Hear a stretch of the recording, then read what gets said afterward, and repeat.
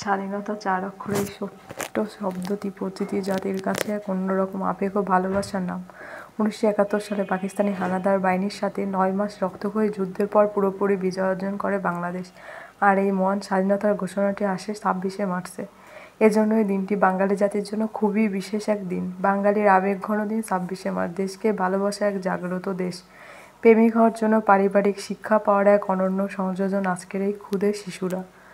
মা বাবা দেশে প্রেমের আদর্শে অনুপ্রাণিত হয়ে তারাও যেন জাতির শ্রেষ্ঠত্ব অর্জন করতে পারে এই প্রত্যাশা ব্যক্ত রেখে পিতামাতা তাদের ক্ষুদে ক্ষুদে দেশপ্রেমিক সন্তানদের নিয়ে কাকডাকা ভোরে হাজির হন ফুল নিয়ে শ্রদ্ধা নিবেদন করতে। অতঃপর ছবি তোলার আবেগঘন মুহূর্ত। এছাড়া বিভিন্ন পেশার মানুষ মহান ২৬শে মার্চে এক নতুন দেশ গড়ার ঐতিহ্যকে অম্লান করে রাখতে ফুল নিয়ে শ্রদ্ধা নিবেদন করতে আসেন। এ সময় চিরচেনা ইট-পাথরের শহর যেন ভোরের আলো এক নতুন সৌন্দর্যের হাতছানি দেয় নানান রঙের নানান রকমের ফুলে।